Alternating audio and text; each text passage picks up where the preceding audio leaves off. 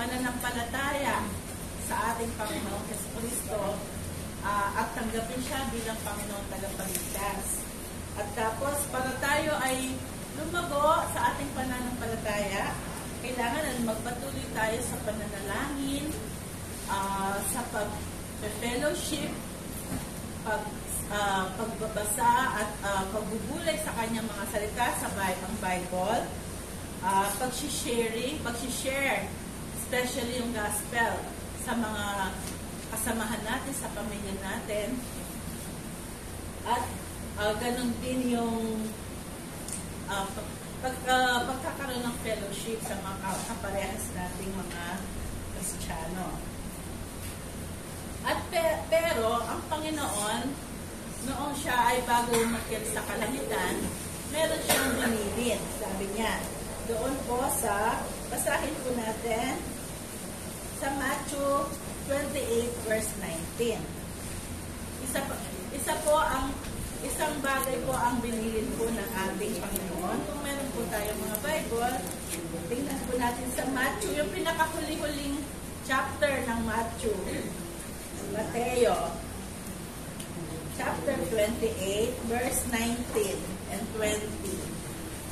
Kung meron ako nakahanap, maaari po. 19 and 20. Kaya habang kayo'y mahayo, gawin ninyong alagad ko ang mga tao sa lahat ng bansa. Bautismuhan ninyo sila sa pangalan ng Ama at ng Anak at ng Espiritu Santo. Yan po, no? Isa ang binili ng ating Panginoon. Ang sabi niya, hahayo kayo, no? Pumunta kayo sa lahat ng dako ng mundo, magsisimula sa ating mga kasama sa bahay, mga loved ones, relatives, friends, co-workers, at sabi, pangaralan ng Ebanghelyo. At pagkatapos, sila ay, anong sabi ng Panginoong Jesus? Bautismuhan ninyo sila sa pangalan ng Ama, ng Anak, at ng Espiritu Santo. Napakahalaga po itong bilin ng Panginoon na ito na masunod ng mga tunay na nakakilala sa Kanya, ng tunay na tumanggap sa Kanya yung bautismo. Hindi ito nanggaling sa akin. Hindi ito nanggaling kay Apostol Pablo. Hindi ito nanggaling sa mga alagad niya, kundi sa bibig mismo ng ating Panginoong Jesus. Siguro po merong insidente sa Bible, basahin din po natin ang isang pangyayari. Sa mga gawa, ito, dun sa Acts sa English, no? Mga gawa, chapter 8, mula 26 hanggang 40.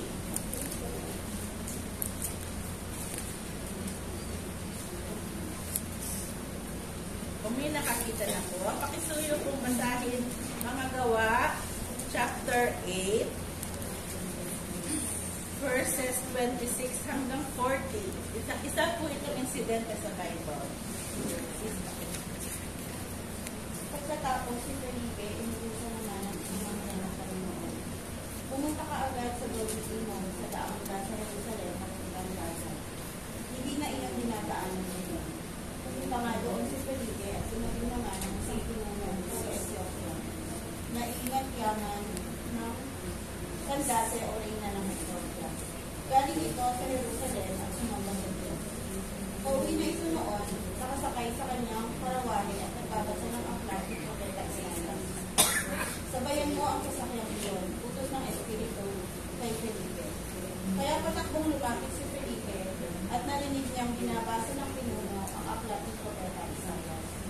Tinanong ni Felipe ang pinuno, nauunawaan ba ninyo ang inyong binabasa? Sagot naman nito, paano ko mauunawaan ito kung walang magpapaliwanag sa akin? At si Felipe ay inanyayahan niyang sumakay sa karawahe at umupo sa kanyang tabi. Ito ang bahagi ng kasulatang binabasa niya. Siya ay tulad ng isang pupang nakatakbang sa talim, tulad ng isang korderong hindi tumutulog kahit sa magupitan, at hindi umiinit kahit kabukinan. Siya ay hinamak at pinagkaitan ng katarungan. Walang sino mang makakapagsalaysay tungkol sa kanyang angkay, kapag kinikil nila ang kanyang ito. Nagtanong kay Felipe ang pinuno, ang tinutukoy dito ng propeta? Sarili ba niya o iba? Simula sa kasalatang ito, ay isinalaysay sa kanya ni Felipe ang magandang balita tungkol kay Jesus. Nagpatuloy sila sa paglalakad at dumating sa isang lugar ng may tubig. Kaya sinabi ng pinuno, tingnan mo, may tubig dito. Hindi pa ba ako maaaring bautismohan? Pinatigil ng pinuno ang karawahe. Minusong silang dalawa sa tubig at binautismohan siya ni Felipe. Pagkaahon nila sa tubig, si Felipe ay binuha ng Espiritu ng Panginoon at hindi na niya nakita pa ang pinuno. Ang pinuno ay tuwang-tuwang nagpatuloy sa paglalakbay. Namalaya na lamang ni Felipe na siya'y nasa Azoto. Mula roon, pinangalan niya ang magandang balita tungkol kay Jesus sa lahat ng bayang dinaraanan niya hanggang sa marating niya sa Cesarea. Ito po, sa incident ito ay nakita natin na si Felipe ay nagkaroon po siya ng pagkakataon na makausap ang isang Ethiopian eunuch. Ibig sabihin, mataas na official ito doon sa Ethiopia. Sabi, treasurer. Treasurer siya na isang reign ng Ethiopia. No? So, mataas ang kanyang kalagayan or office. No? At binabasa niya yung scripture, part ng salita ng Diyos, na ito ay sa bandang Old Testament. Binasa niya yung tungkol sa Panginoong Jesus, yung isang tupang dinadala sa katayan, sabi. Tapos, pinaliwanag ni Felipe sa kanya na ito'y tumutukoy sa Panginoong Jesus na siya ang tagapagligtas. At nagliwanag kay Felipe na siya ang tagapagligtas at tinanggap niya ang Panginoong Jesus, no? At sa madaling salita, naliwanagan si Felipe, nakita niya ang kanyang kalagayan at tinanggap niya ang Panginoong Jesus. At sabi sa kanya nabatid din niya na kailangan siyang bautismohan. Mamaya makikita natin kung bakit siya kailangan bautismohan. At dumating sila sa isang may tubig. Dali-dali, hindi na kailangan na seremonyas pa. Nagpabautismo yung Ethiopian eunuch kay Felipe. At pagkatapos nang naghiwalay na sila ng landas, nagpatuloy ang Ethiopian eunuch or eunucho sa kanyang pamumuhay bilang Kristiyano. At si Felipe naman, sa ibang lugar siya dinala ng Panginoon upang ipangaral ang mabuting balita. Ano po ba ang bautismo? Ano ang kahalagahan nito? At ito po ba ay nakakapagligtas? Ito ba ay kailangan gawin ng isang tunay na Kristiyano? No? Ano bang ibig sabihin ng bautismo sa English siyempre? Ibig sabihin baptism, no? Ang word na baptism nag-originate po sa wikang Griego na ibig sabihin ay baptizo. Kung bibigyan ng kahulugan nito, ibig sabihin ay immerse or to dip, ilubog, no? Immerse or to dip. Kapag to dip, ilulubog siya or immerse, di ba? Kapag immersion, meron kang babanlawan, kailangan ididip mo. Lulubog siya sa ilalim ng tubig, no? At ano ang ibig sabihin ng symbolism? Ano yung symbolism ng, di ba? Nung binautismohan yung eunuch, merong ilog, tapos binautismohan siya ni Felipe, nilubog siya sa tubig, at inihaon siya ulit. Ganun po yung bautismo noon sa New Testament na ginagawa sa mga Kristiyano. Ilulubog, tapos ihahaon, no? Either, noon kasi wala pang mga swimming pool usually, sa mga ilog, sa mga sapa, doon po ginagawa ang pagbautismo sa mga sumusunod sa Panginoong Jesus or nakakakilala, di ba? Bago pa lang yung Kristyanismo noon. So lahat naman na nagiging Kristiyano ay nagpapabautismo, sumusunod sila sa baptism na iniutos ng Panginoong Jesus. Ano ang symbolism? Ano ang nagpapakita sa baptism na ito? Siguro po basahin natin sa Romans chapter 6 verse 11.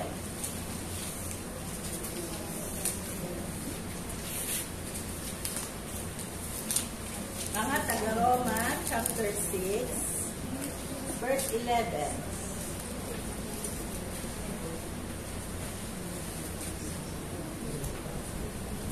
Kung nakita na po natin, sige po. Kaya dapat din ninyong ituring ang inyong sarili bilang patay na sa kasalanan, ngunit buhay naman dahil sa Diyos. Sapagkat kayo nakipag-isa na kay Diyos. Opo, yan.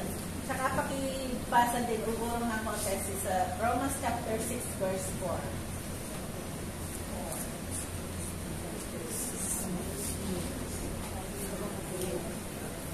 6:4.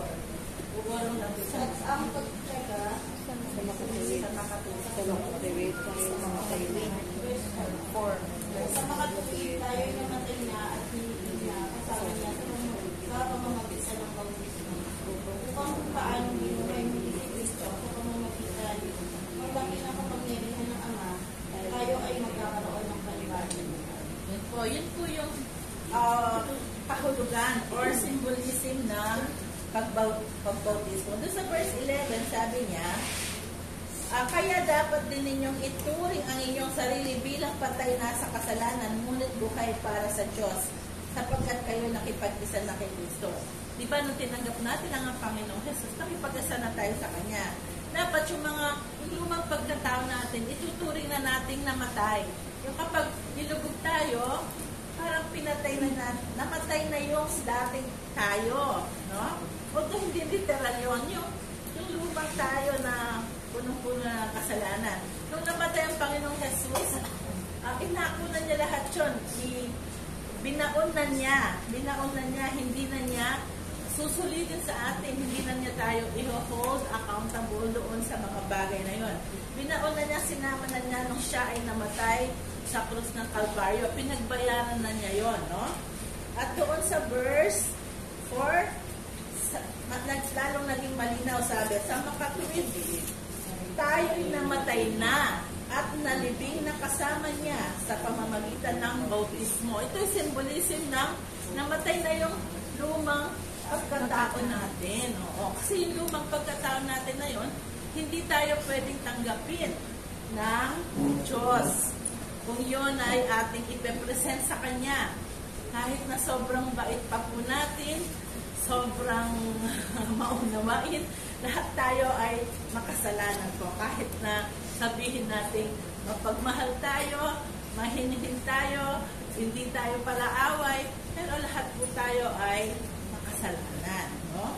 Yung lumang tayo, hindi pwede tanggapin ng Panginoon yun. Pero sa pagkamatay ng Panginoong Jesus, at kung tinanggap niya tayo, parang nakikiisa tayo, namatay na rin yung dating tayo. Di ba? Ilulubog. Tapos, ihahaon ang isang bagong tao, isang bagong Kristiyano na yung kanyang mga kasalanan ay inako na ng Panginoong Jesus dun sa kanyang pagkamatay at muling pagbuhay. No? Meron tayong bagong pagkatao.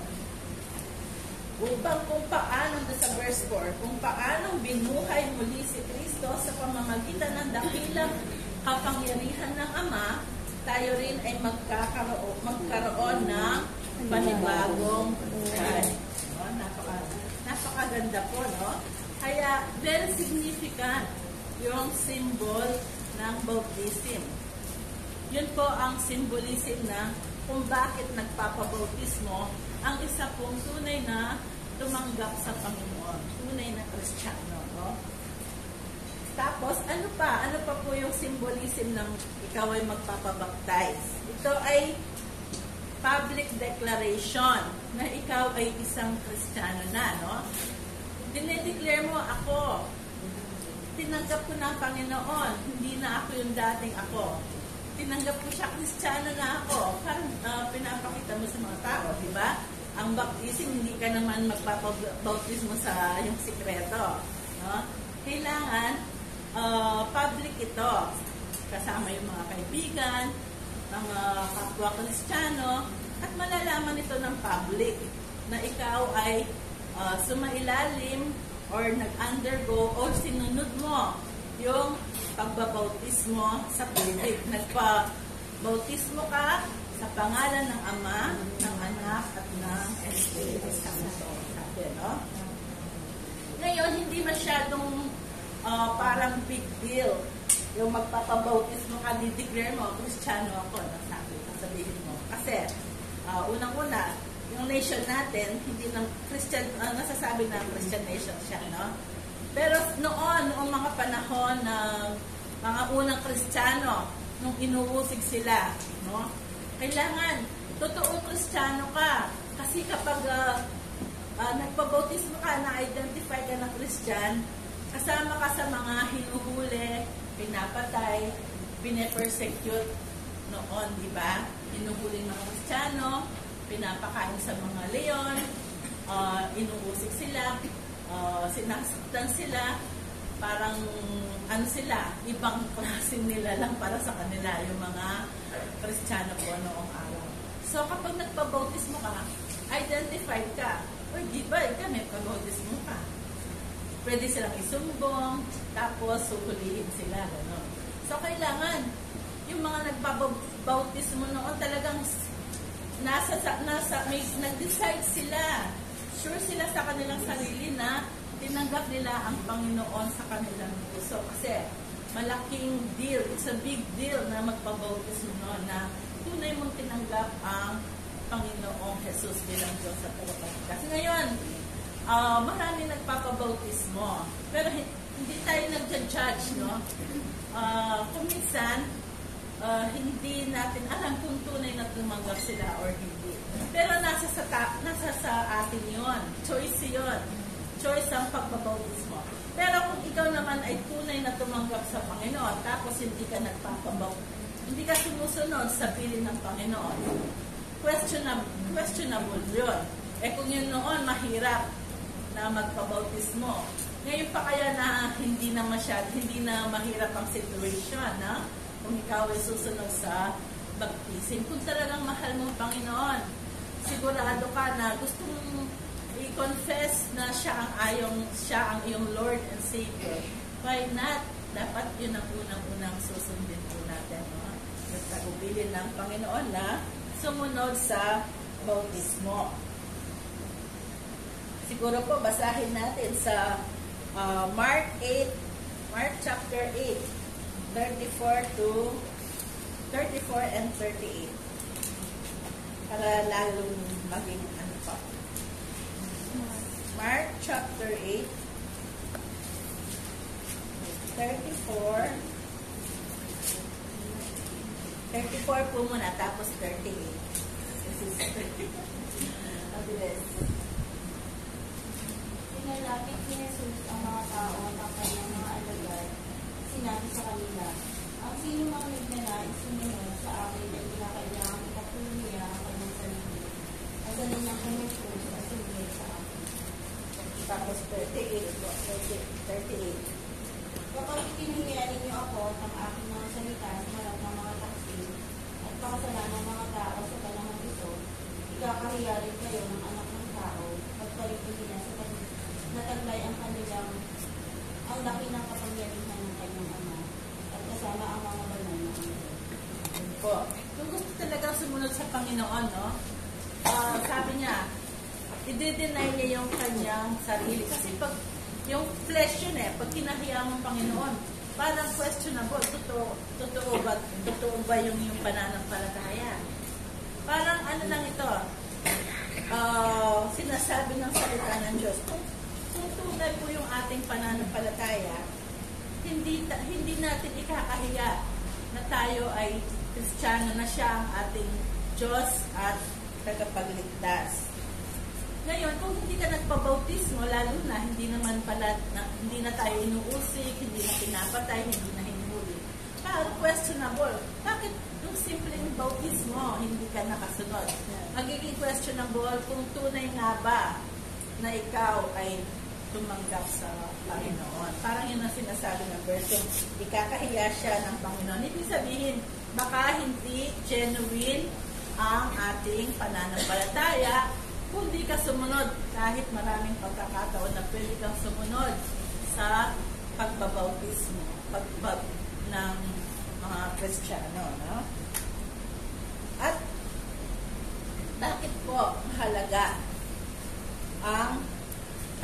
ay sumunod sa bautismo. Anong kahalagahan ng pagbabautismo? Unang-una po, di ba? Pinaka-mahalaga, yung binasa natin kanina, ito ay commandment. Hindi lang siya, sige, pag may panahon ka, kung may ano kayo, magpabautismo kayo. Pero affirmative po yung command ng Panginoon. Bautismuhan sila, yung mga sumunod na naging followers, naging disciples, bautismuhan, lahat, no? In the name of the Father and of the Son and of the Holy Spirit, no? Kailangan mabautismuhan sila. Napakahalaga. Kasi nga ito identification sa Panginoon. Ito ay nagsisimbolize ng iyong namatay na yung lumang pagkatao at ngayon ay mayroon ka ng bagong buhay. Ito yung pagpapahalaga mo sa doon sa ginawa po ng ating Panginoong Jesus, yung nag-sacrifice siya. Tapos namatay siya. Tapos bumaba siya sa kamatayan. At muli siyang umakyat na buhay, no? Bumaba siya sa Hades, no? Nung namatay siya, yung kanyang spirit bumaba doon sa Hades. At tapos nagtagumpay siya doon, muli siyang binuhay, no? Muli siyang nabuhay na muli. Yun ang napakahalaga. In-undergo lahat po ng Panginoon yon. Tiniis na lahat yung mga bagay. Hindi mo, isa siyang Diyos, no? Siya ang Diyos, tapos nagpakahirap siya namatay. At doon, nagpunta siya sa Hades, at tapos muli siyang nabuhay. Yun ay very attached doon sa experience po natin bilang mga Kristiyano. Hindi natin mahihiwalay yun kung tunay na-experience po natin yung magpapatawad ng Panginoon sa ating buhay. Yung paglilibing niya sa ating po mga nakaraan, sa mga kasalanan po natin lahat. Yung pinakamaliit na kasalanan, binayaran po yan po ng ating Panginoon. Pinaghirapan po niyan at binaon niya. At siya ay nagtagumpay, muling nabuhay. So, hindi lang na nagwisik-wisik ka lang, basa ka lang sa swimming pool or sa dagat tapos giniham. Hindi.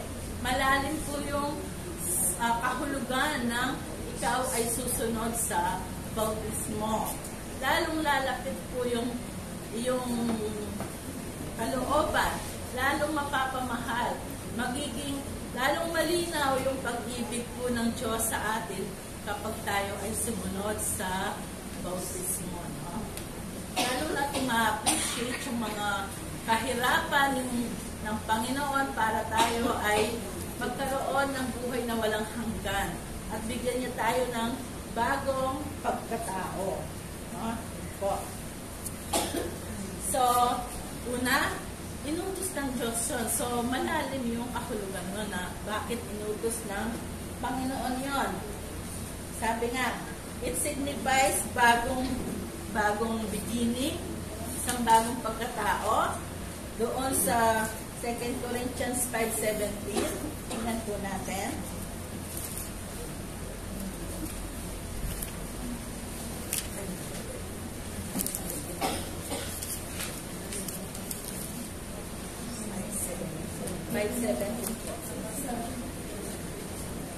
Corinthians 5:17.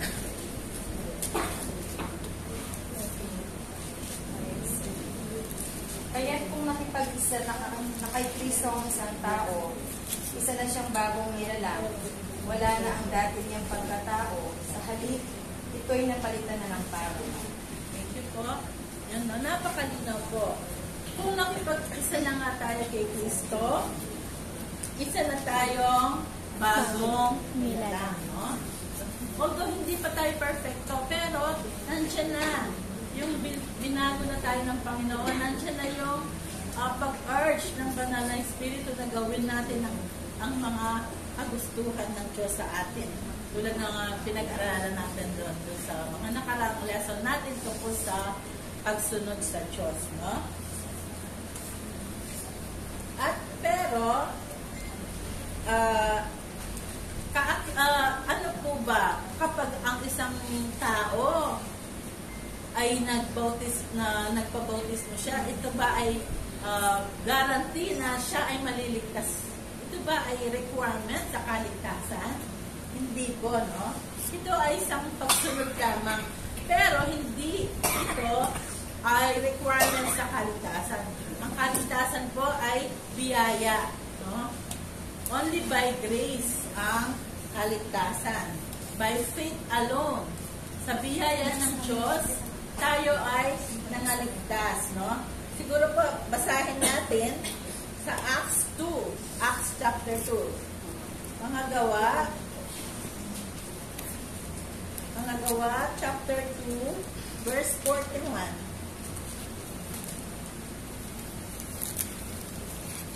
Chapter 2, verse 41.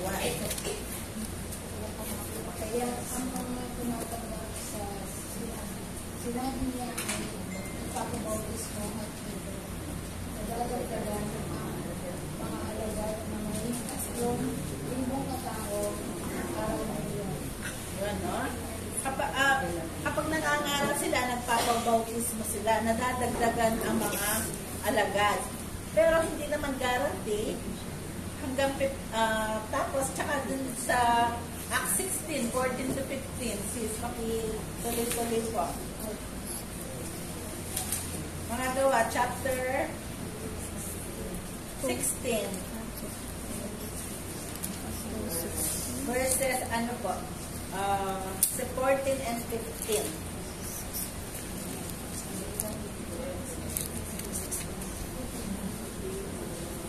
Kabilang.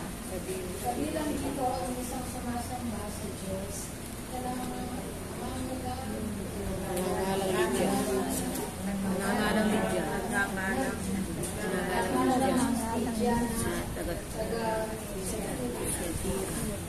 Siya ay isang negosyante kulay ube. binuksan ng Panginoon ang kanyang isip at kanyang Pinapangalan ni Pablo. nagpabautismo siya at ang kanyang buong pagkatapos sinabi niya, kung itutuloy po ninyo ako ang tunay na lingkod ng Panginoon, doon na kayo tumuloy sa amin. At tinanggap na naman namin ang Ito po yung mga example naman ng mga nakapakinig sa mabuting balita at nagpabautismo sila. Pero meron din naman po yung mga iba na wala na silang pagkakataon mabaptize pero naligtas sila. Example po yung magnanakaw, di ba? Yung kasama po ng Panginoon doon sa krus ng Calvario, sabi niya, in-acknowledge niya ang Panginoon bilang Diyos at tagapagligtas. Sabi ng Panginoon, ngayon din, ikaw ay makakasama ko sa paraiso. Yung pong tao na yon ay hindi na siya nabaptize, no? Wala pong sinasabi sa scripture na ikaw magbabaptize, ikaw maliligtas. Lahat po ng sinasabi sa banal na kasulatan, ang kaligtasan ay sa biyaya lamang. Dito po sa John 3:16, siguro po kabisado natin yon. Ang pagsinta ng Diyos sa sanlibutan, binigay niya ang kanyang buntong na anak. Kaya kung ang sino man sumampalataya ay hindi mapapahamak, kundi magkakaroon ng buhay na walang hanggan. Walang naka-attach doon na kung ang sino man ay sumampalataya at mabautismo. Po, no? Sumampalataya lamang. So, pamamagitan ng faith, sa pamamagitan lamang po ng pananampalataya. Ganon din sa Efeso 2. Efeso 2, 8 and 9. Efeso 2, 8 hanggang 9. Nabasahin ko po. Sapagkat dahil sa kagandahang loob ng Diyos, kayo ay naligtas sa pamamagitan ng pananampalataya. At ito'y kaloob ng Diyos, hindi mula sa inyong sarili. Hindi ito bunga ng mga gawa, kaya't walang may pagmamalatid ang sino man. At last po, dito sa Titus 3:3-5. Napakalinaw po, no? Ang kaligtasan ay sa pananampalataya. Chapter 3, verse 5. Tito. Chapter 3, verse 5. kung sino pong pinipili sa akin. Niligtas niya tayo hindi dahil sa ating mabubuting gawa, hindi dahil sa kanyang habang sa atin. Tayo iniligtas niya sa pamamagitan ng Espiritu Santo na nagduruga sa atin upang tayo dito sa anak na muli at magkaroon ng bagong buhay. Yun. Ang kaligtasan po natin ay hindi dahil sa mabubuting gawa, kundi dahil sa habag. Ginamit yung habag kanina. Kagandahang loob ng Panginoon. Biyaya. Dahil sa pag-ibig. Yun ang mga ginamit na terms na, or yung mga sinambitla patungkol kung bakit tayo niligtas ng Diyos dahil sa kanyang pag-ibig, sa awa, kagandahang loob, sa pamamagitan po ng pananampalataya. Hindi sa gawa. So kung sa gawa lang magbabasa ng Panginoon, no? Sa mga gawa natin, wala. Sablay po lahat tayo. Kahit na by nature, kung minsan meron talagang mababait, may mga maldita, mas maraming maldita. Pero sa biyaya ng Panginoon, no? Sa biyaya ng Panginoon, nababago po yun. Hindi sa ating yun. Hindi sa ating mga sarili. Huwag mo sabihin, mas mabait ako doon. Ay, ako ligtas po. Hindi po. Pero, kung ikaw naman ay tunay na tumanggap sa Panginoon, challenge po ng Panginoon sa iyo. Challenge po. Ikaw ba ay tunay na tumanggap? Kung ikaw ay tunay na tumanggap, sabi ng Panginoon, ikaw ay sumunod sa bautismo. Magpabautismo ka sa pangalan ng Ama, ng Anak, at ng Panginoon, at ng Espiritu Santo. Ito po hindi galing sa religious command. Ito po hindi galing kay Pablo o kung sa sino man tao. Ito po yung utos ng Panginoon. Hindi ito nakakaligtas, pero ito ay deeply associated doon sa nangyaring pagliligtas, yung sa nangyaring pagtanggap natin sa Panginoon, sa genuinity ng ating faith sa Kanya. Kung yung mga tao noon, dahil genuine ang faith nila, malinaw na malinaw, malakas ang nila na ang Panginoong Jesus sa kanilang sarili tagapagligtas, kahit na mamatay na sila, sumunod sila sa bautismo. Kasi gusto nila ma-identify, Kristiyano ako. Ganon, no?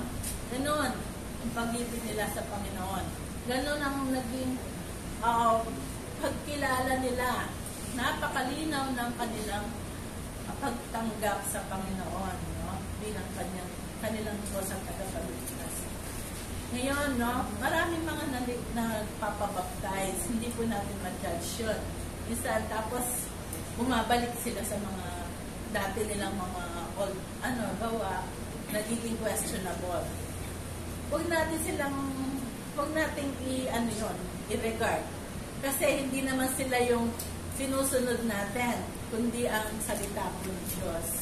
Ang salita po ng Diyos, sinasabi niya, kung tayo ay tunay na tumanggap, mga disciples ng Panginoon, tayo ay sumunod sa bautismo para i-identify natin. Totoo ba? Totoo ba ako Kristiyano? Bakit hindi ko pa kaya nagawa? Siguro magbulay-bulay po tayo. Ngayon, kung ikaw ay kinokonvict ng Panginoon, alam mo, natunay mo siyang tinanggap, alam mo, mahal ka niya, at tinanggap mo naman siya bilang tagapagligtas. Kung kinokonvict ka niya, mag-pray ka na sana makasunod ka dito sa bagay na to. Pwede kayong magtanong kay Sister Dang, pwede kayong magtanong sa akin, o kaya sa mga ibang Christian na totoong Kristiyano na nanonood. Kung paano kayo sumunod sa bautismo.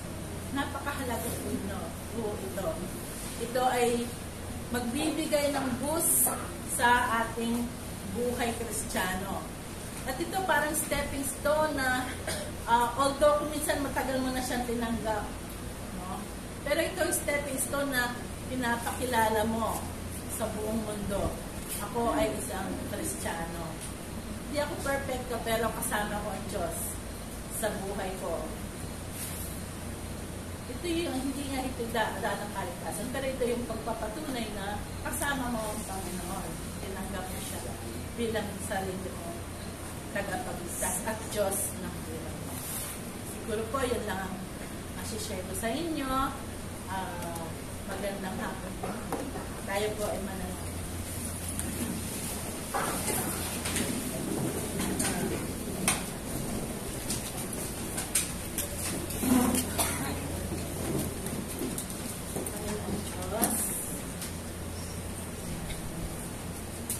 Salamat po muli sa mga salita mo na aming pinagbulay-bulayan.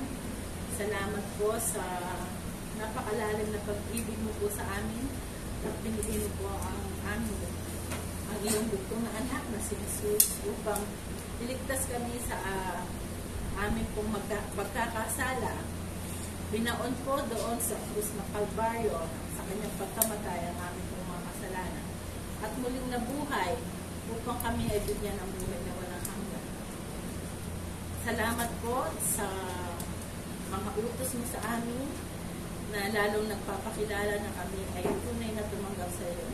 Tulungan mo po ang mga kapatid na tunay na tumanggap sa iyo na sumunod sa bautismo at ipakilala kanila sa kanilang buhay, sa kanilang community, sa kanilang pamilya, sa kanilang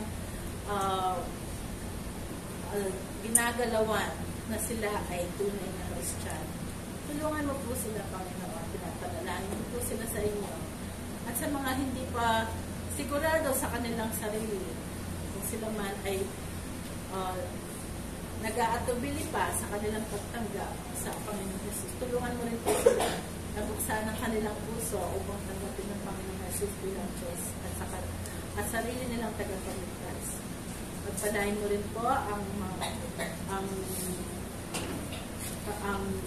association na to or organization na ito, ikaw po mamuna sa kanila pong mga ginagawa, ikaw po ang maglubay at magpala. Ganun din po kay Sister Dang, ikaw din po tumulong sa kanya, magpalakas din po sa kanya. Sana po ipagpalain mo po ang mga salita mo.